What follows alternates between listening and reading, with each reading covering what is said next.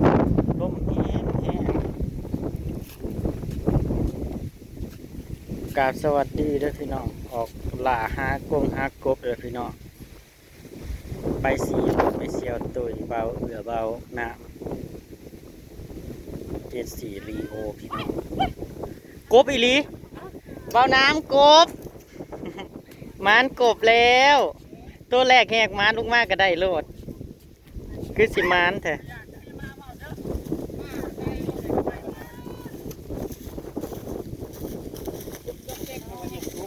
ขี่กันขากบดยักษ์อ้าวเรียกมันนี่มันเท่าบอไม่ใช่เฮ้ยจะตามมาน่ะเยอะกระตามมาอยู่เพื่อนโอ้ยโอ้ยโอ้ย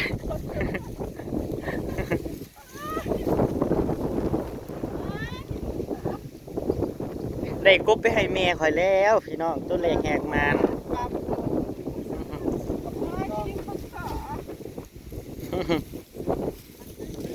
ข่อยน้ำนาเจ้าแหละเบาน้ำ1 แต้มทมให้เขาเนี่ยเด้อฮะกลับมาเป็นยัง กระเป๋าหมาใช่ไหมเนี่ยเฮ้ยกระเป๋าโผล่หน้าออกมาหน่อยสิเคยเห็นแต่มาร์กเคยเห็นแต่หมอกระเป๋ามากระเป๋ามากระเป๋าไปรุ่นต่ออีกพี่น้องมานแล้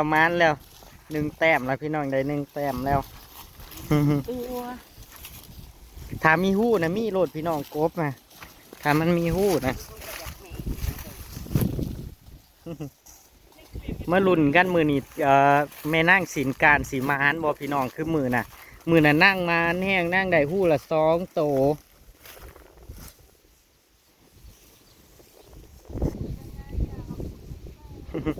แต่ซุ่มฮักซุ่มเมื่อกี้นี่เขาหาพี่น้องอยู่ทั้งผู้3-4 คนเขาหาเขาพึ่งกลับขึ้นซุ่มเฮามาน้ำหลังเขากับมาลุ่นกันพี่น้องว่าสิได้จัก10เนาะพี่น้องมาหาหม่องเก่าแล้วพี่น้อง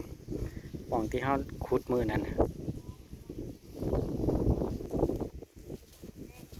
นั่นพี่น้องหู้เกี้ยง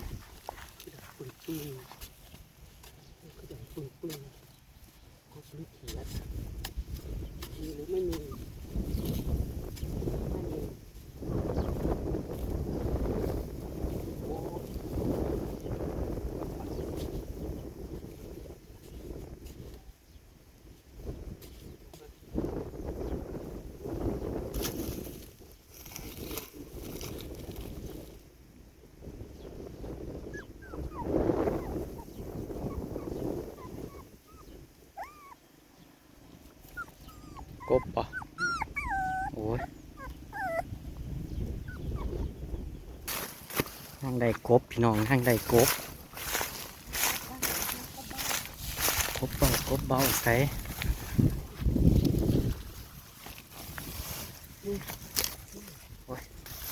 ก็ล้ออยู่นี่เห็นไหมโอ้ยกบเบาพี่น้องดึงกันนะนี่ห้าแถวเนี่ยเขาว่าจะได้กบเบากูเฮ้ย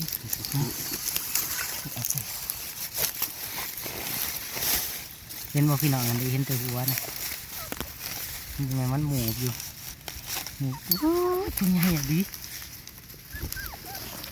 เอาแอบจับเลยลูกไปกับห้องพ่อลูกแต้มที่2จ้า2 ตัวกบเบาโอ้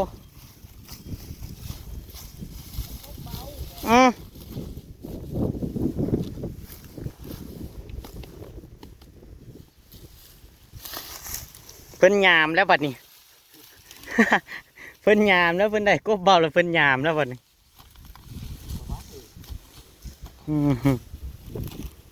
2 แต้มแล้วพี่น้อง2 แต้มอิหยังจะอยากไปเงี่ยวบ่เอาไปออกเอาหากบซอยแม่เจ้า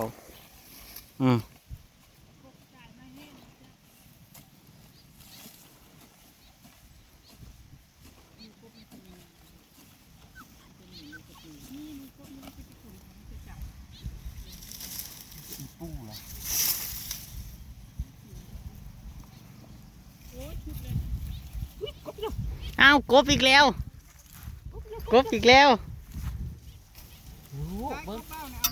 เฮ้ยลูกข่อยสิไปดมกบนั่น ทั้งลูกทั้งเต่าได้เดียว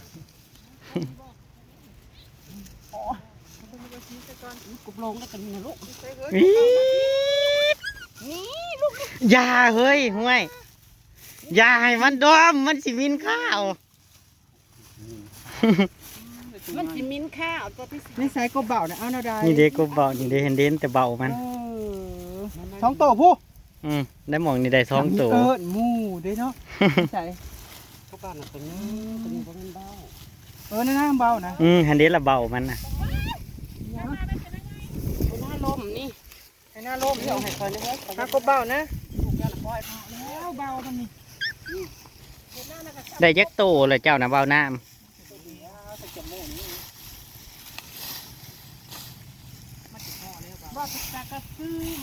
ถ้าหาเป็นอันได้ร้ายอยู่ได้กบนี่เบามันเป็นเบาอยู่เด้มันหยุ่นแถวนี่แหละหาลูกข่อยก็ได้ลูกข่อยก็อยากมีส่วนร่วม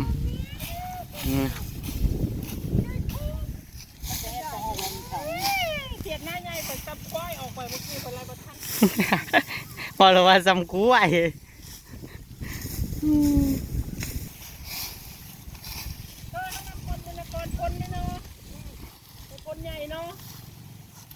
มาพี่ลูกมาพี่เจ้าสิไปย่างตามก้นเบาน้ำเห็ดหยังมันคือย่างตามก้นเจ้าเบาน้ำลูกข่อย ลูกเจ้าเบิ้งเด้อแล้วมันนอนไปตามของเครื่อง แล้วก็ลืมบ่เห็ดตั้มทาลืม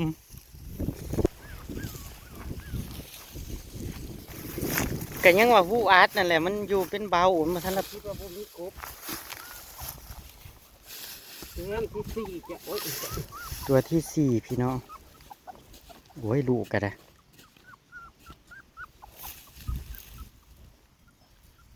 โอ้ยมีน้ำเนาะ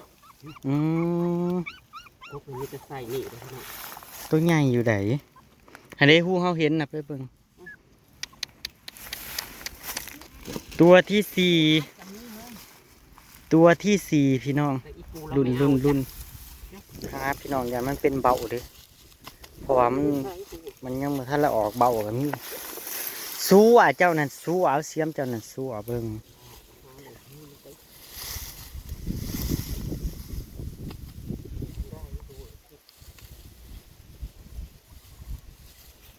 กินกับหูอาร์ตได้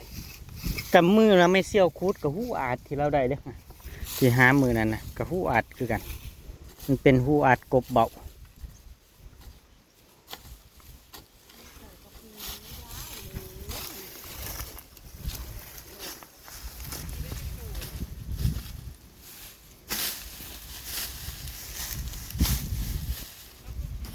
ถ้าแม่ว่าคูดหูอาดแบบนี้เราได้กบมันคือสิมวนฮะ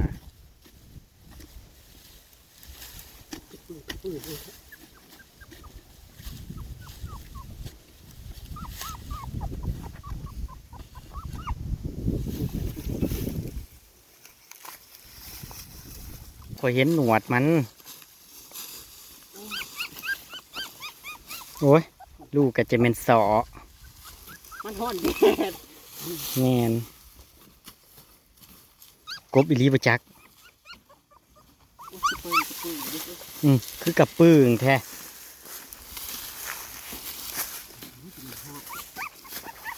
มันห่อนเยอะสูง11 โมงนะ แดดคัก ที่น้ำเด้อเฮ้ย ฮันมีน้ำกบอิลีประจัก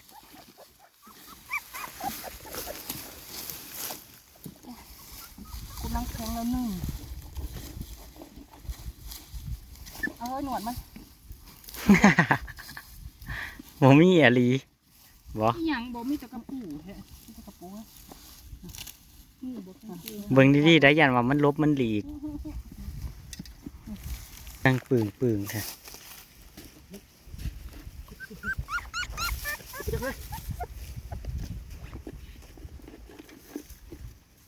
ฉันก็เอากบหลังแข็งแล้วฉันไม่ได้กบหลังอ่อนเอาว่ากระปู เอาให้เบาน้ำให้เราเอาไปดองเอาไปตำเอาให้เบาน้ำตรงห้ามอีดี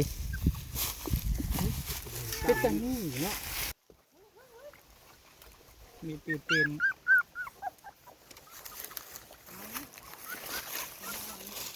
พอแล้ว ตัวใหญ่บ่ โอ้ยมันหอนเลยกัน เพิ่นได้กบพี่น้องว่าเอือได้กบอืม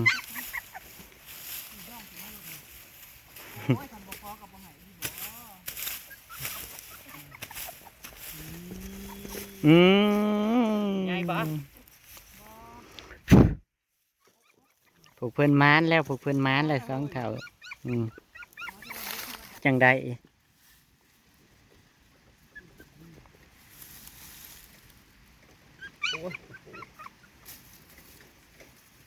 อ้าวเอากับปลาคอก็ได้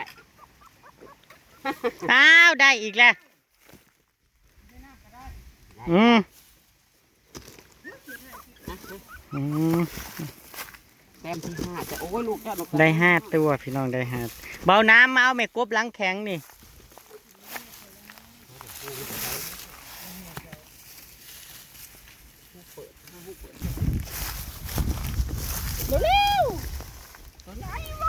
อุ้ยคือตื่นแท้เบาน้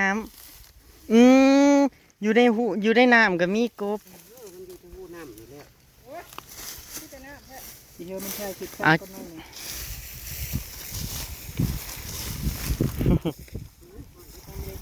ซุ่มหมานนี่ ไฟปุ๊บนะ อันเดล่ะเพิ่นยังสิถ่ายคลิปสั้น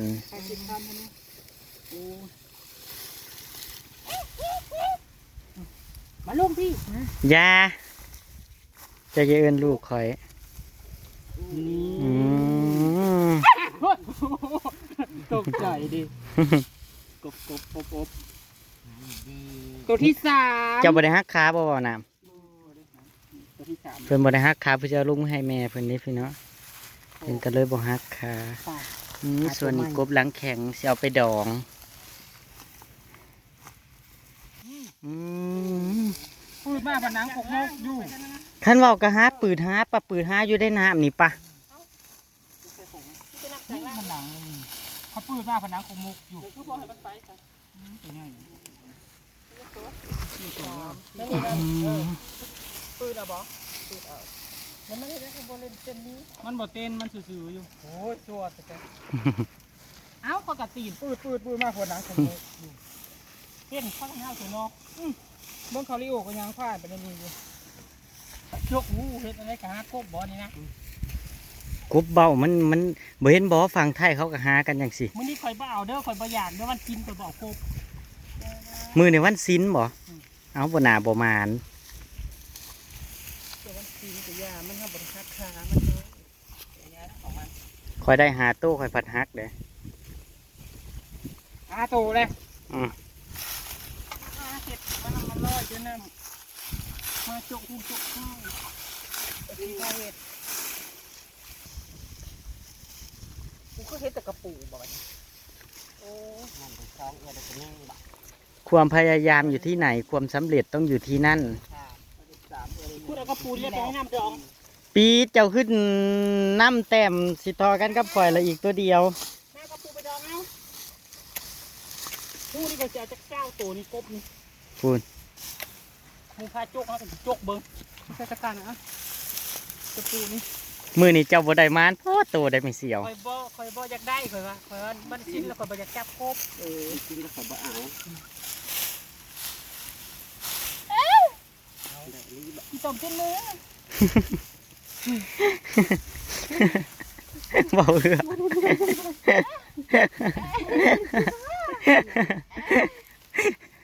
เกอ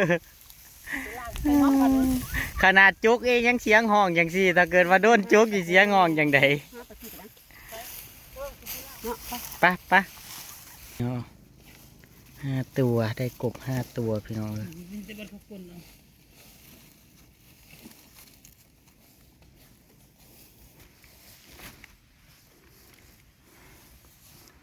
แดดแห้งล่ะพี่น้องแดดออกแห้งล่ะแดดออกมาแรงแรงแต่ว่าบ่มีร่มล่ะพี่น้องร่มเบิดล่ะ มันเข้าไปใช้สิ่งนั้นในหูนะเข้าไปใช้สิ่งนั้นในหูนะเฮ้ย กบลังแข็งเก่าได้พี่น้องกับปูก็เอาเบาน้ำเพิ่นเอากับปูเขาเพิ่นจะเอาไปดองพี่น้อง ไปดองไว้ใส่ต ให้ไม่เห็นมันเหนียวอยู่ ำถ้าหาเป็นนะพี่น้องหรือว่า มันเหนียวกับปู หรือว่าแบบขยันเปิดนะพี่น้องแท้นี่เพราะว่ากบมันได้ร้ายอยู่พอเนาะกบมันหนังเบากบมันเข่าเบานะพี่น้องเพราะว่าอยู่ได้ให้หน้ามันยังเป็นหนามแบบเอาเจาะไอแจะอยู่นะพี่น้องมันยังสุ่มอยู่กบมันสีมาหมูบกบมันหมูบในตัวเพื่องเพราะว่าตัวเพื่องเขาลบมันด้วยพี่น้อง นี่จะตัวแม่แม่นี่จะตัวแม่ไข่ ถ้าแม่นว่าได้มาแต่เศร้าสิได้ร้ายโตอยู่สิได้เป็น10ผู้บริจาคพี่น้องกบแต่นี่เฮามาสิเที่ยงล่ะต้มหน่อไม้ถาต้มหน่อไม้ไว้อยู่เฮือนอยู่พี่น้อง ไม่ได้เจ้ากับบ่ได้ดอกแต่ยังไม่ได้จักตัวอยู่ มือนี่แม่เจียวบ่มานนี่หลีมือนี่เพิ่นบ่มานพี่น้องมือหนาๆหู้ละ2โตก็ได้ มันกินแล้วข่อยบ่อยากกิน อืม แต่น่าเป็นหมูซื่อๆแต่ว่าวันกินนี่ข่อยได้หลายโตแล้ว มันเหลือกจริงๆเงินผัก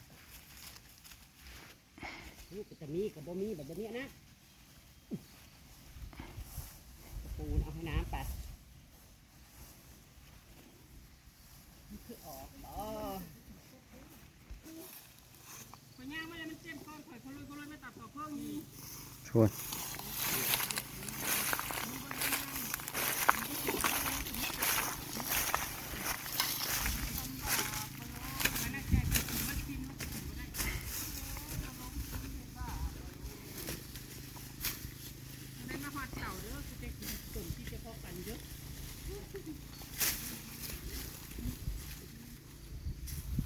ก่อนสิกลับคือบ่ได้อีกสักโตโอ้ยเปื่อนเบิดแล้วนี่จบ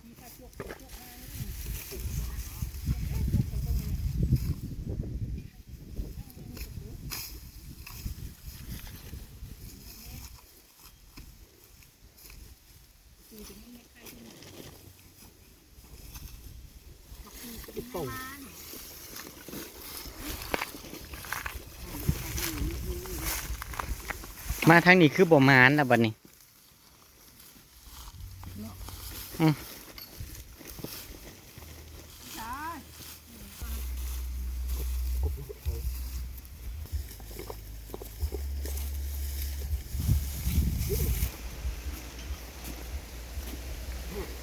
บั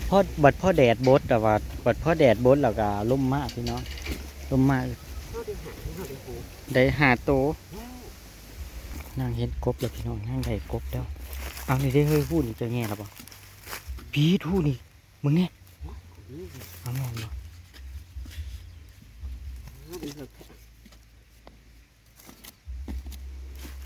ลูก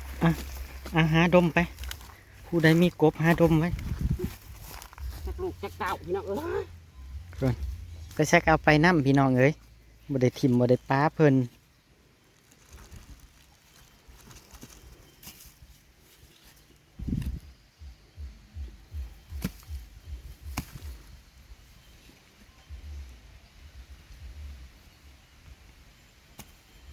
โอ้ยติด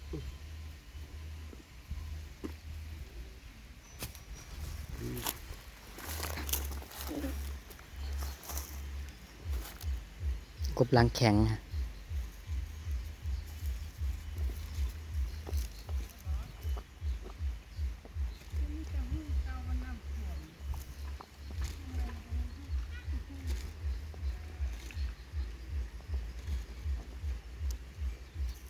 ก็ขึ้นมาก็มันขึ้นมาเว้ยตัวใหญ่อยู่พี่น้องโอ้ยบาดจกเอาเลยนะเฮ้ยจังซี่แหละคนหมานหากบพี่น้องมันกับมานอย่าลงไปได้ลูกหล่ะ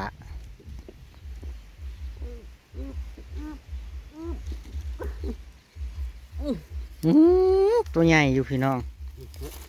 กบมีแต่ใส่นี่เฮ้ยอย่าให้มันดมมันมินขาเอาคุยกัน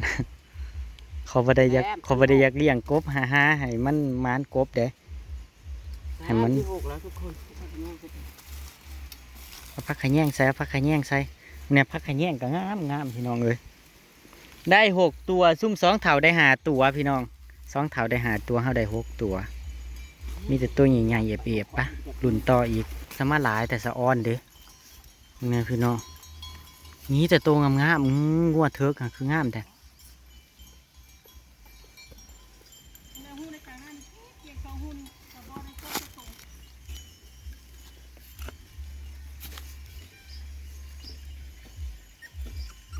แดดออกมาแล้วก็ฮ้อนมันฮ้อนลูกพอสิเสียงลูกไว้ข้างหลัง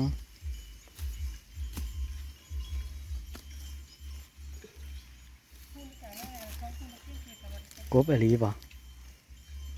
เนี่ยเข้าไปแล้วมีแต่ขู่แย่ๆ จกไปโทษทีบด้วยเฮ้ยเจ้านะ โอ้ยอยากกินเด้อเด้อเลย ป้ากบอีหลี กบน้อย กบน้อยตัวนี้กบน้อยตัวนั้นกบใหญ่นั่นพูดนั่นนะ พูดแล้วนะ 7 ตัวเบาน้ำขอได้7 ตัวเลยได้ตัวที่8บัดนี้ตัวที่8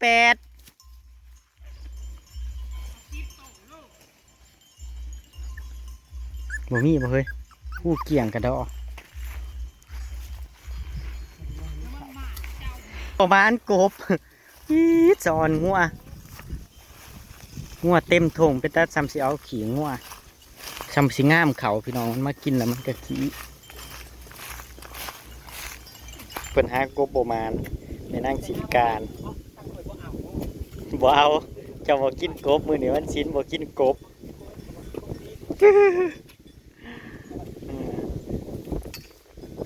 2 เท่าอยู่บ่ยังบ่กลับพี่น้องยังบ่พากันกลับมันหากบได้แล้วมันม่วนเด้อพี่น้องหากบได้แล้วมันม่วน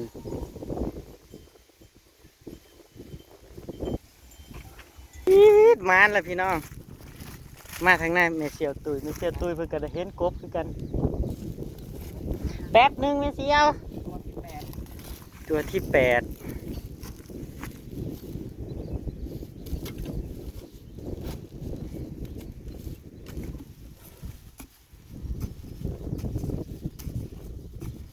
เท่าเพิ่นน่ะอยู่หม้องเก่าอยู่กบอีหลีไหม ถ้ามาสกุลนะ ใช้แล้วหมองเจ้าก้นน่ะเจ้าลืมแล้วบ่ สกุลใคร ลืมหมองเลยใช่ นี่มันสกุลนั่นกลางหน้ากัน แม่นบ่มาเอาเคยมาเอาเขาอยากว่าให้เพิ่นทมไว้บ่ ดูเพิ่นทมไว้ก็อย่ามันโดดอกเก้อตัวใหญ่บ่ไม่เสียวตุยเห็นพี่น้องตัวนี้นี่ไงตัวที่เท่าไหรล่ะ9ได้9 ตัวแล้วพี่น้องป้องปลายตัวที่9กับของไม่เสียวตุยอันที่จริงอันมีอีกกบนะหลายอยู่ว่ะถามมันแห้งกว่านี้มันสิหาง่ายเด้เวลาเฮาแย่ลงไปแล้วมันสิกำถือน้ำคือกบเลย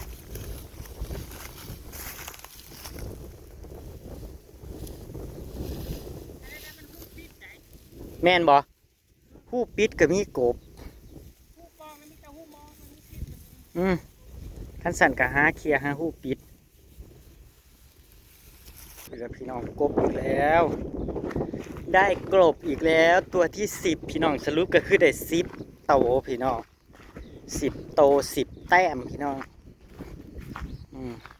ได้10 โตจบเจือเด้ข่อยได้กบให้แม่ข่อยละ10 โตจักว่าตายเบิ่เราไปจักชุ่มนะ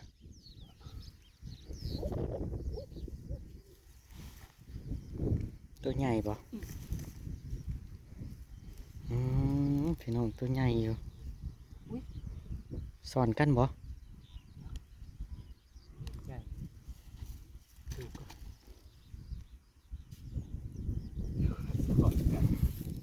เป็นคิดว่าเพิ่นสิมานคือติตุยสอนกันมือนะ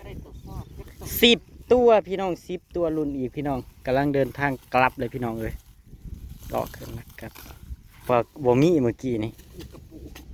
ครบอีกแล้วพี่น้องตัวที่11ปี๊ดหมานคักคิดว่าบ่ได้ตั้งใจหาปานใดเด้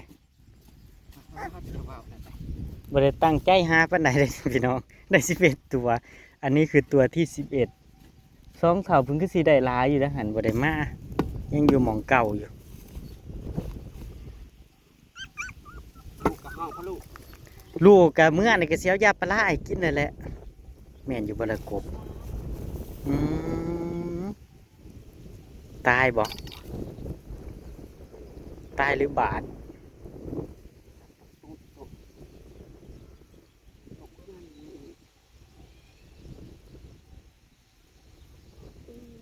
กบบ่แป๊บหนึงไม่เสียวตุยเอาให้สู้ดิตัวนี้ตัวใหญ่ปีดคือตัวใหญ่คักแท้บาดบ่ปีดพี่น้องตัวใหญ่แห้งมึงเนี่ย ล้างหาเธอ ซับจนบาดตายบ่จักเลือดออกละเสียมเพิ่นซับเสียมหรือไม่เขาแก้วไปเอาน้ำมีเสียบตุยต่อ11ตัวน้องมันมีน้ำอยู่มันสิแสบอยู่บ่ล่ะเฮ้ย แซ่บคนละไม่รวม ดีมันบ่มีแพมเพิร์สแถวนี่นะใช่ละมันโดดออกแล้วบ่จัก กระยันลง มันยังให้เจ้าโจกเฮ้ย กุกนอน ตัวบ่ใหญ่ตัวกำลังใส่กำลังปีงพี่น้อง นี่ตัวหนึง ใส่กำลังปีง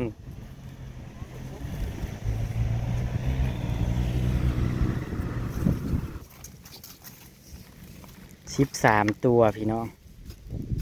สรุปก็คือได้13ตัวนั่งซับแอลมันอยู่นะ คือซ้ำมัน จ้า มันสิคุดแล้วมันนั่นมันลวกใส่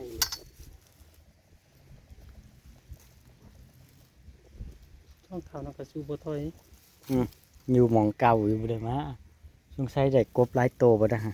อีตัวใหญ่ตัวนี้ใส่งามพี่น้อง มันย่างหัว ใส่งามหาก่อน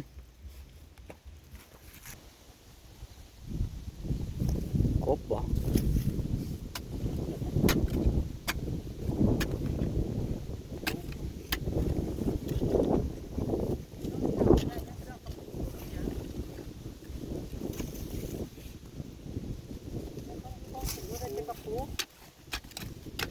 กับปูเขากับคุดเอากับปูน่ะเลื้อยกับตาแล้วบ่จัก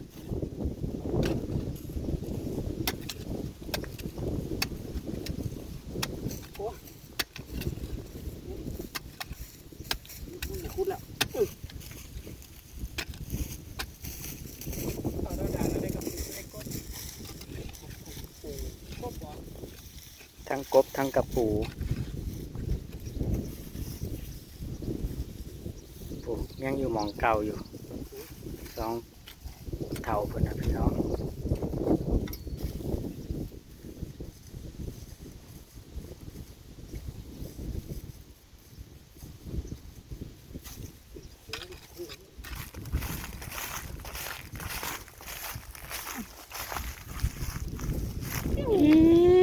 พี่น้องความหมาน14โต14ตัว ทั้งมือ บุญปากอีแม่จากคันไทยหน้าแล้วโตที่15โตที่15แล้วนี่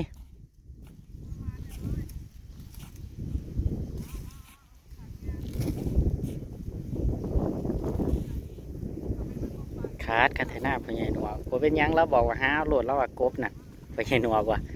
หาคุดเอาโลดกบน่ะแล้วว่ะทมให้เราเด้อตอนนี้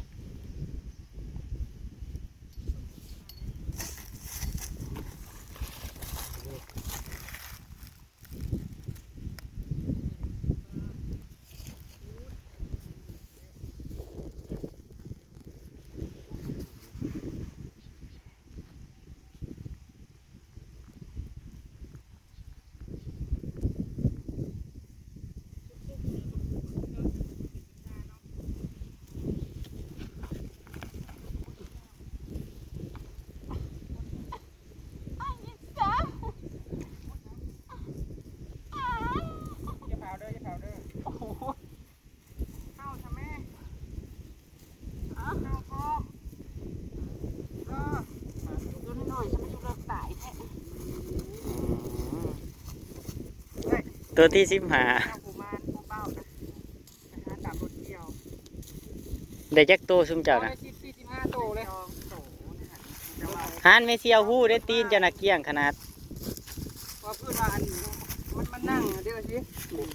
ตามคุณได้กบใหญ่แท้ตามอันนี้นะมีอยู่คู่หมอก ปลามัน กบใหญ่ไม่ได้โต15 ตัวได้หลายๆตัวนะพี่น้องปีที่แล้วมันยังบ่แห้งฝนตกมาใส่น้ำเต็ม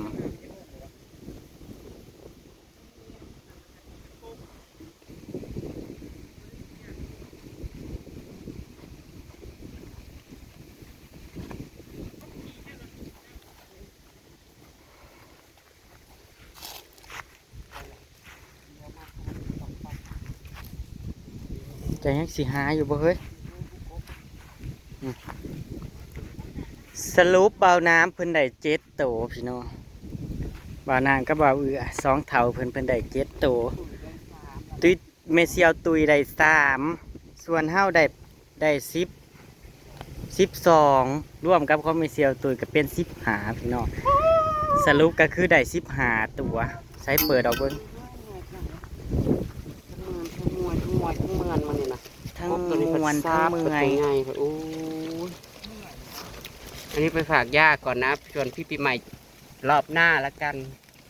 เพื่อนได้ติดเลย บ่าวน้ำก็เอาไปฝากแม่ก่อน บ่อน้ำก็ได้7ตัวพี่น้องส่วนของพี่พี่ใหม่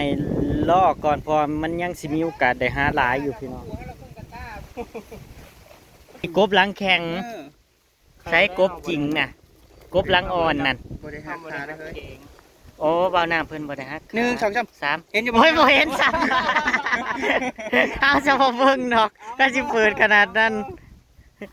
นี่เด่น โตนเพิ่นได้ใส่งามเด้อเฮ้ยบ่าวน้ำน่ะนี่อันนี้คือของบ่าวน้ำ ไปเอากบก่อนไปเอากบแล้วมาตื่นก่อนเบิ่ง บ่าวบ่าวว่ะเมเสียตุยเห็นกบอีกแล้วได้กบอีกแล้ว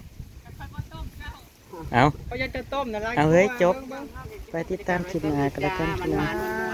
จ้าสวัสดีครับผม ฝากดูฝากส้มให้เด้อพี่น้องเด้อฝากกดไลค์กดแชร์ฝากกดติดตามในพี่น้องทั้ง2ใหม่แล้วก็2เก่าเนาะพี่น้องเนาะฝากดูโฆษณาใหายหลายๆในพี่น้องเอ้ยไปแล้วพี่น้องสวัสดีครับผมโอ้ยกับไปน้ำพอลูกม้านพอน้ำลูกไปน้ำนี่แหละพี่น้อง อาหารนึงแม่มา ม้ามานมาลูกกับม้านแม่กับม้านปี๊ดกบใหญ่ กบนาก บใหญ่ ก